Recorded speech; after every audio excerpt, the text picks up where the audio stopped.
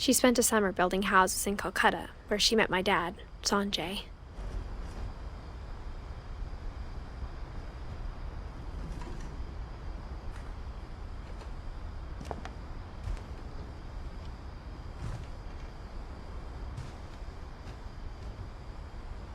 Religion was another thing my mom never talked about, but I think it helped her a lot after her dad died.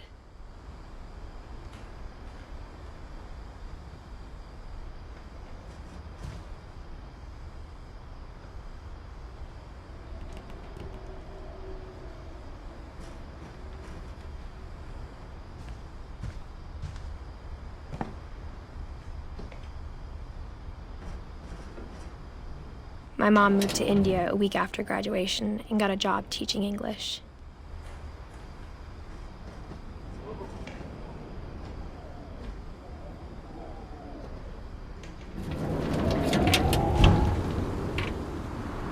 Lewis was born a year later.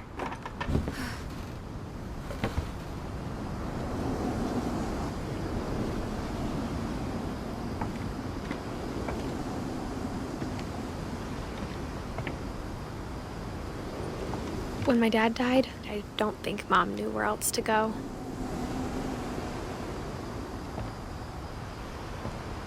I'm sure Edie was happy to have her back.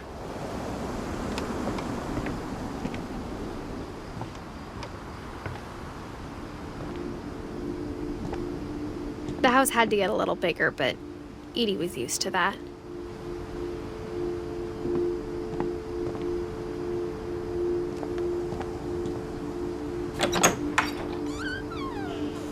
And for a while, things were good, almost normal.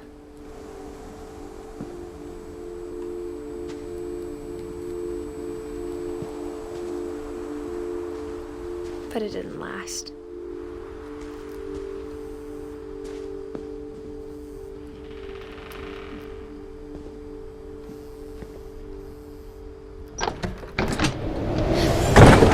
The beginning of the end was Milton's 10th birthday, when Edie gave him a castle.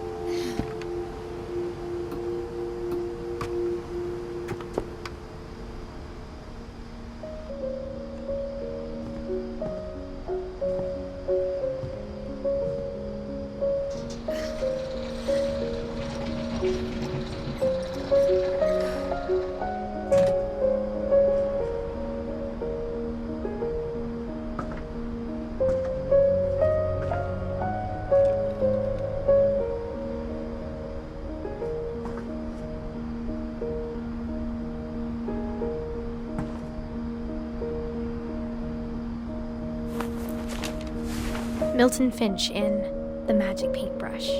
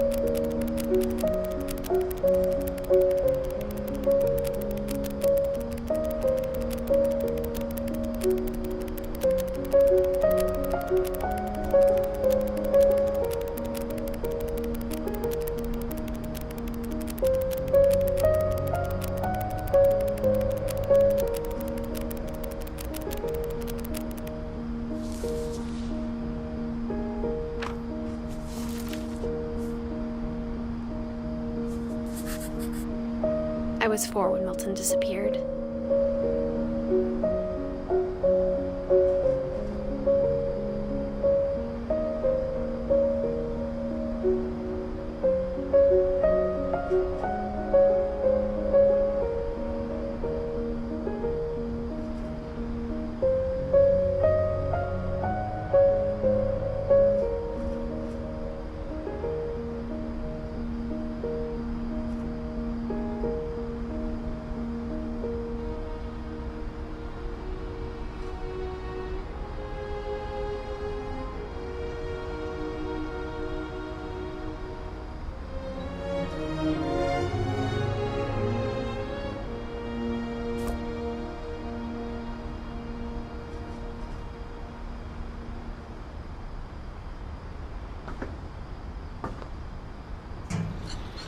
Mom spent months searching for my brother. Then she sealed the doors.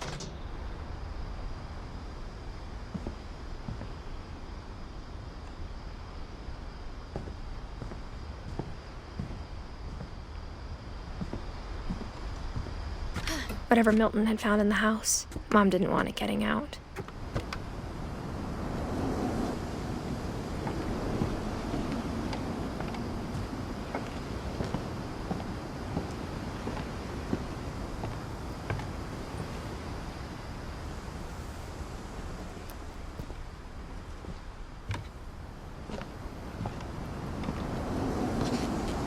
Mom definitely blamed Edie, but I think Lewis blamed himself.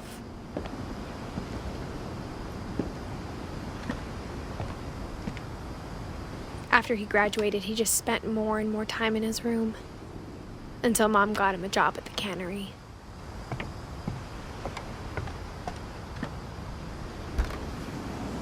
Everyone always told me to stay out of Lewis's room, except Lewis.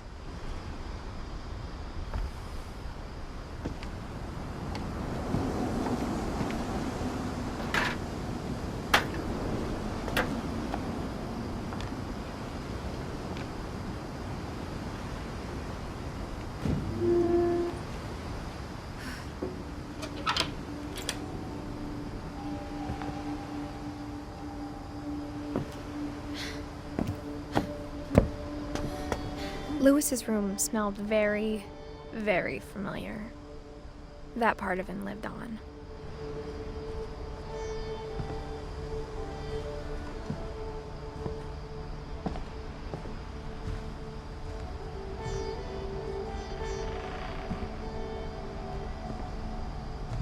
Lewis and I spent a lot of time playing games together, but he was surprisingly bad at them.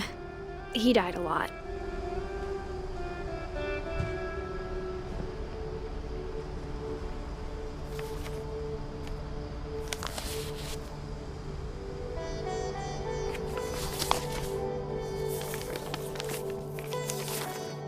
Dear Mrs. Finch, as Lewis's psychiatrist, I can understand your desire for an explanation. As I see it, the trouble began in January, shortly after we convinced your son to seek treatment for substance abuse. Newly sober, I believe Lewis first noticed the monotony of his daily life.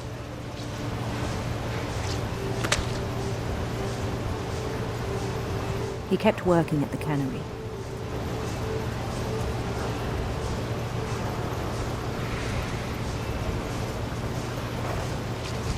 But he withdrew part of himself.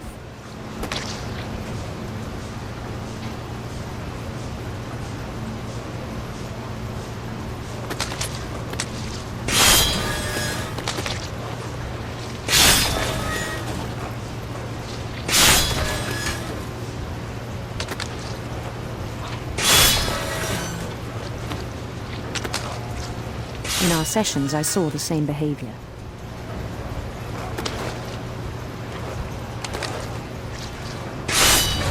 His mind began to wander. I asked him to describe it. He said he started small.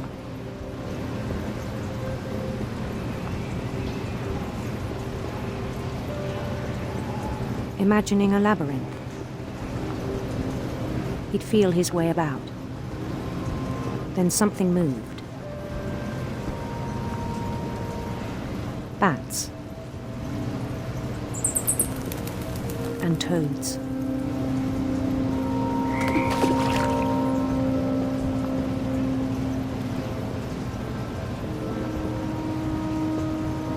And things that have not names.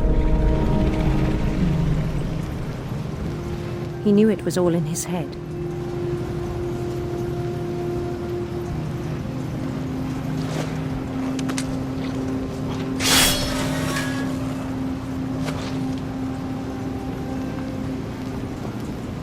But he took it very seriously. I had hoped he'd find himself.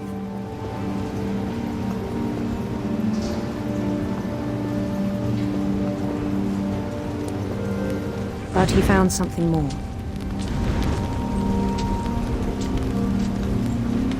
I worried about him then.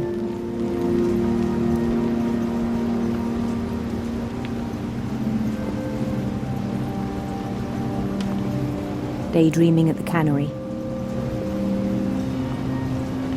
I spoke with his boss.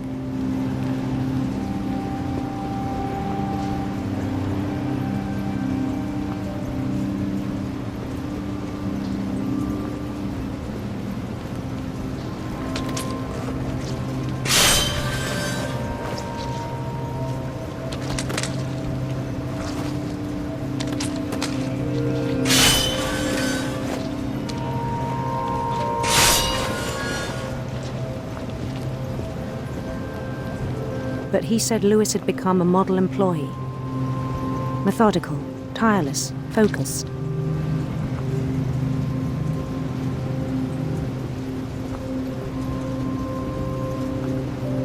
Like a whole new Lewis. So I let him go on.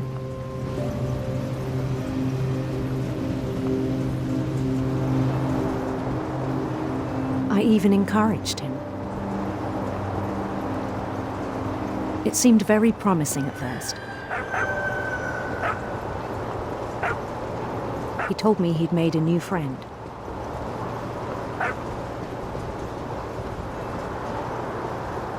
On the edge of a city he named Lewis Topia.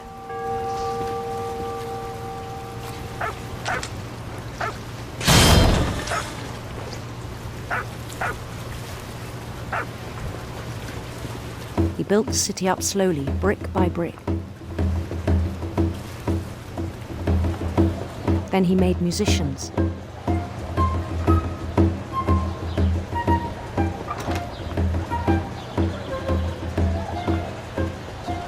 And songs for them to play.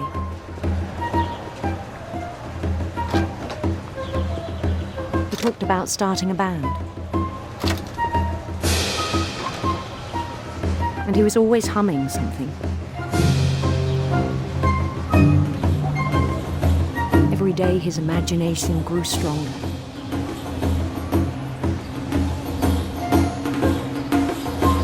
He no longer spoke at the cannery.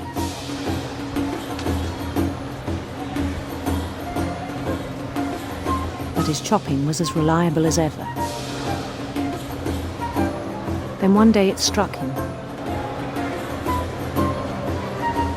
All the cheering crowds, even the stones under his feet,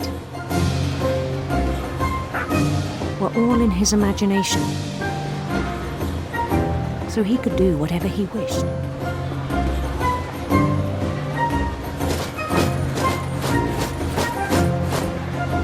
He held an election for mayor, and he won.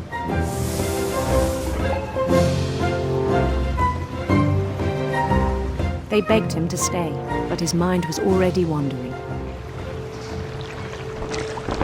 It became a game for him.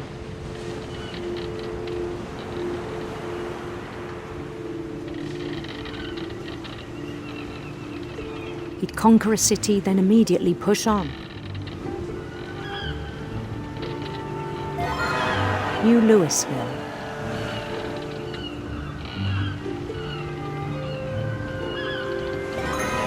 St. Louis. He started drifting away from our reality.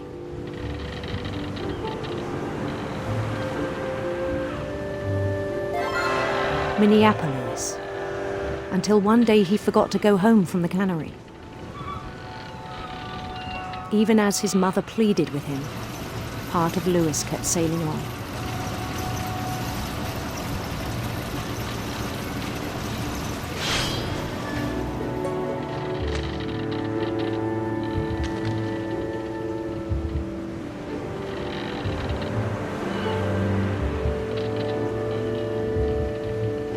In Lewisburg, he heard rumors of a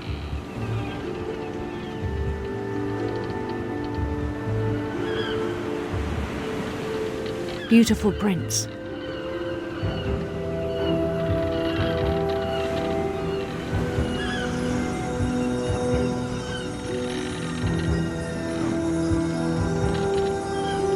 The prince was on his own quest for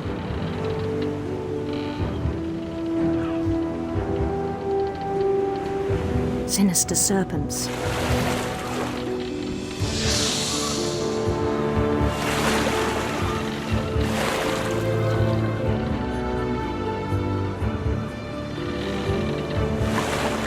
He followed the sound of his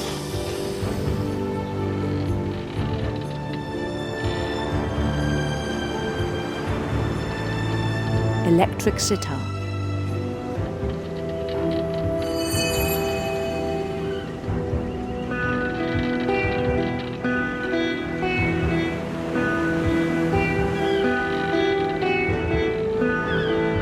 His chase led him to a golden palace east of the sun and west of the moon. Even then, his logic remained sound.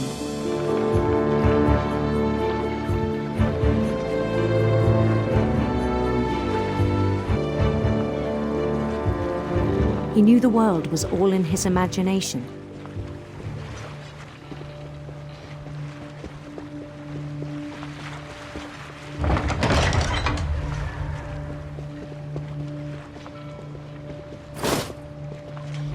But he was so proud of having created it.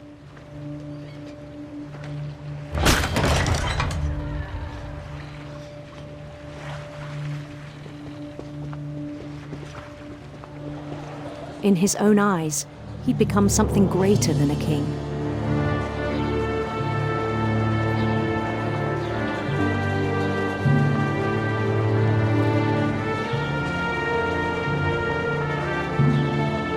For someone who'd never known success in the real world, I think it was overwhelming. And then it struck him that the real Lewis was not the one chopping salmon, but the one climbing the steps of a golden palace.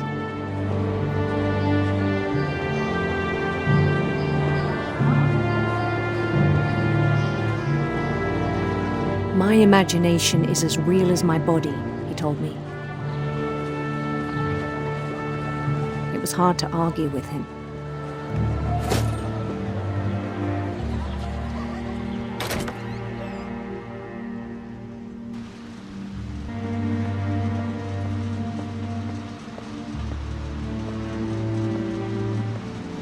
He began to forget the world we know.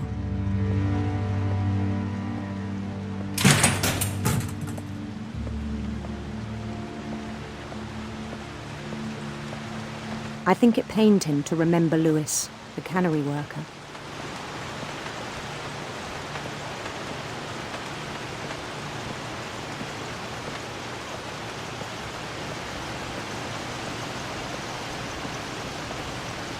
He began to despise the man with a royal contempt.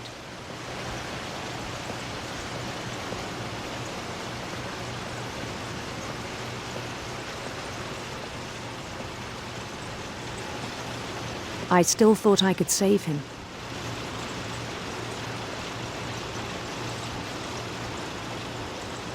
Even after he said he was being crowned king over all the lands of wonder.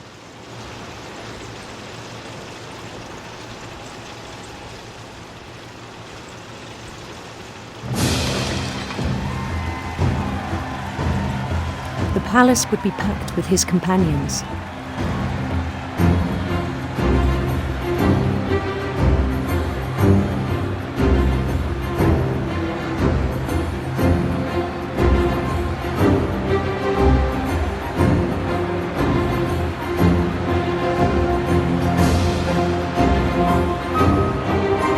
Including the wise Calico who had insisted on advising him.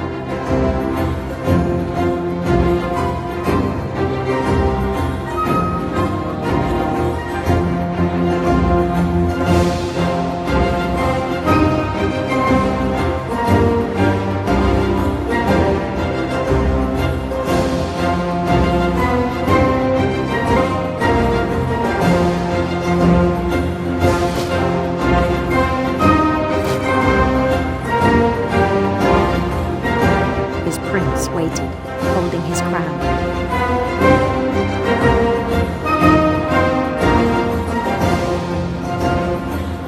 There was only one thing left to do.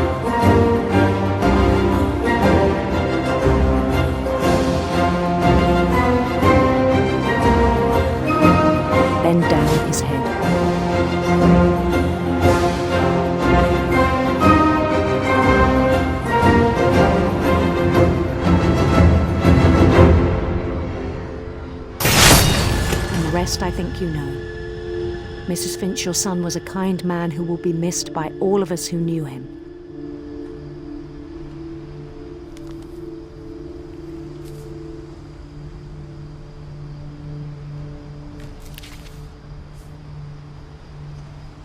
My brother was really cool. I wish you could have met him.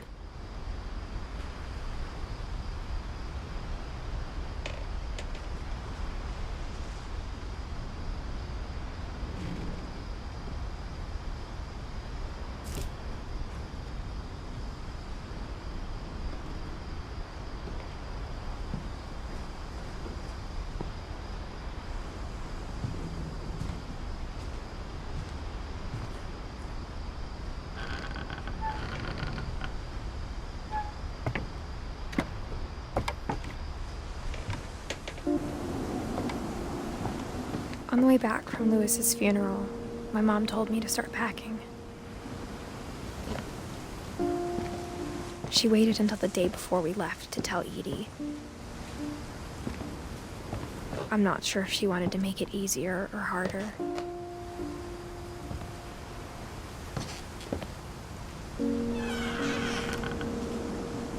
I wish we'd stayed.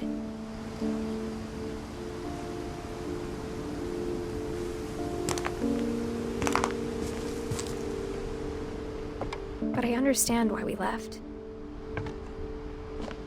My mom ended up leaving everything behind.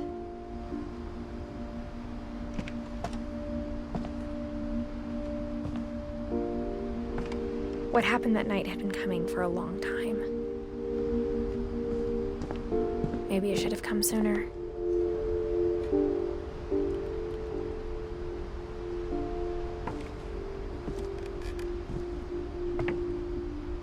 But it had to end one way or another.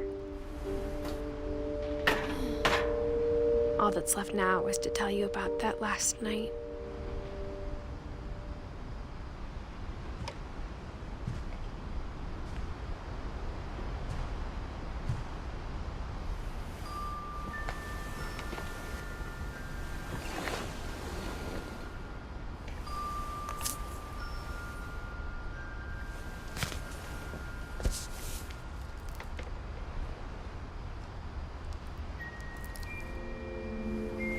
That whole last day, Edie just watched us pack and didn't say a word. Until supper, when she raised her glass and said, "To our final night together, and all our final nights apart." Grandma, you know what I said about alcohol. Some of your medications are very Edith, specific. I left a present for you in the hallway. Why don't you go open it? The grown-ups have to argue now. I'm sorry, you're right. We're all leaving tomorrow. Let's just enjoy our last... I'm not leaving. Edith, you're excused.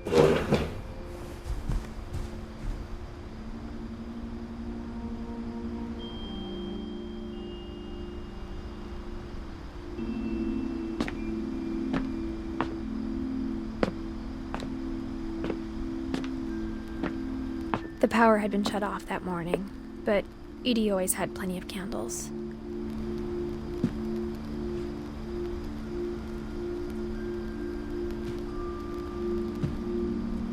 When my mom sealed the library, I don't think she knew about the other entrance.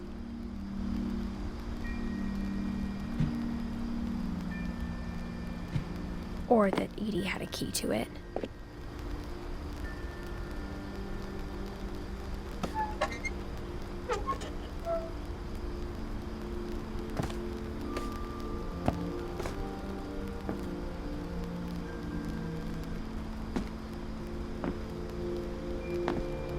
That thing you're afraid of isn't going to end when you leave the house.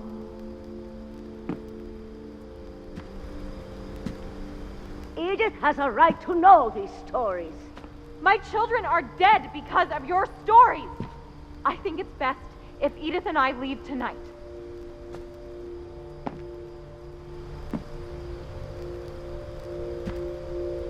We'll have the nursing home send a van for you in the morning, okay?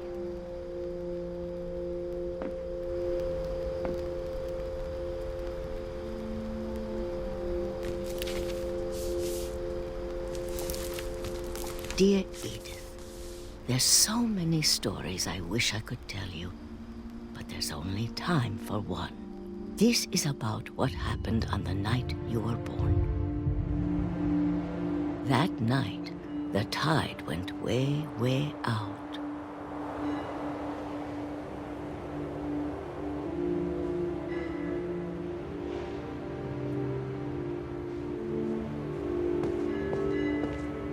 It was the first and last time I ever saw the old house aground.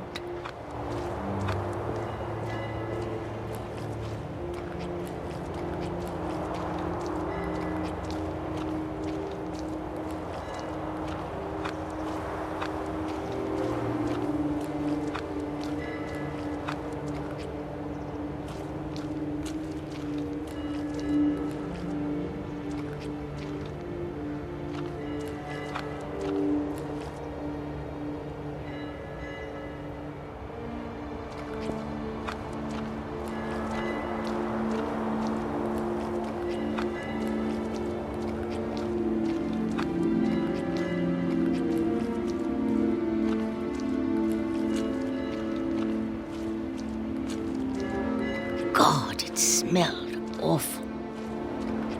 You know, I've seen that house every day of my life.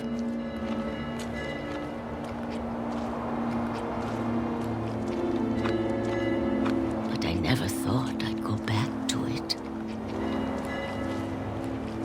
When the fog rolled in, I lost my way.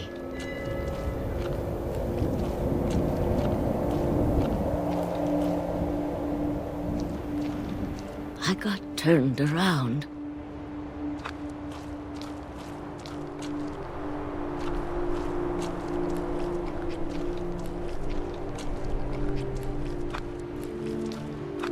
For a while, I wandered.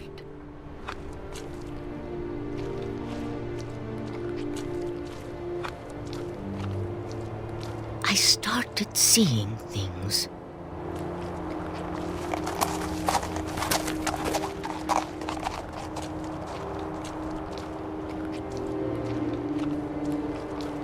Things I'd forgotten had ever existed.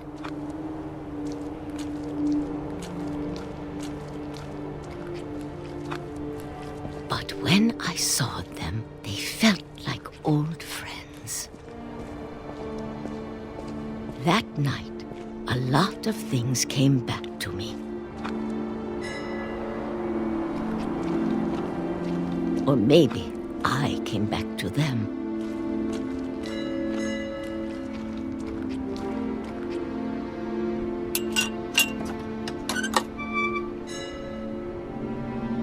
Things I can't explain, but that I need you to try and... Edith, what are you doing in here? It's mine. Edith! Mom, you're gonna rip it! Let go! I kicked and screamed, but Mom dragged me to the car.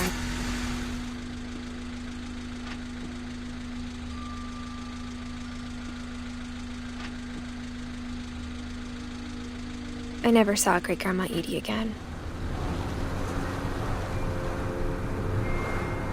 The next morning, the van came to pick her up, but she was already gone. After that, we moved around a lot.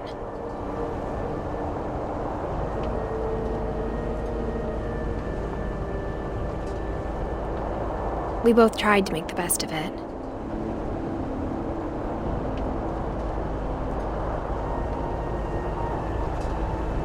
A few years went by.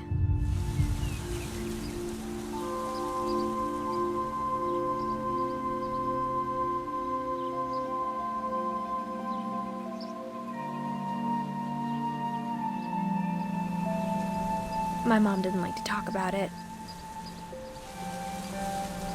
but she started getting sick a lot. The rest happened pretty quickly.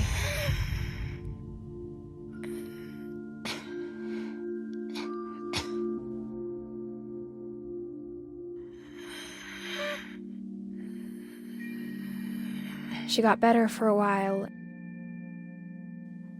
And then she didn't.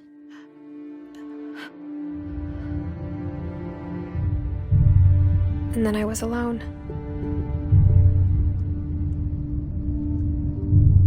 The last Finch left alive.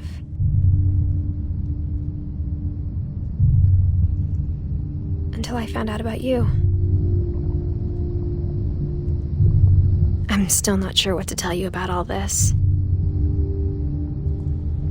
If we lived forever, maybe we'd have time to understand things.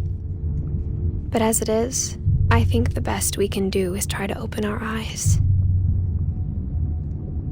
And appreciate how strange and brief all of this is.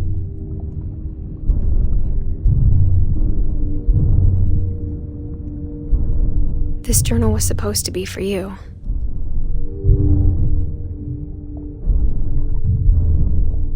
But now I hope you'll never see it.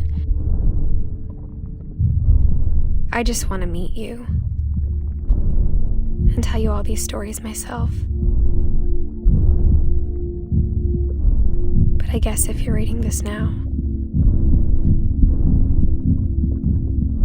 things didn't work out that way.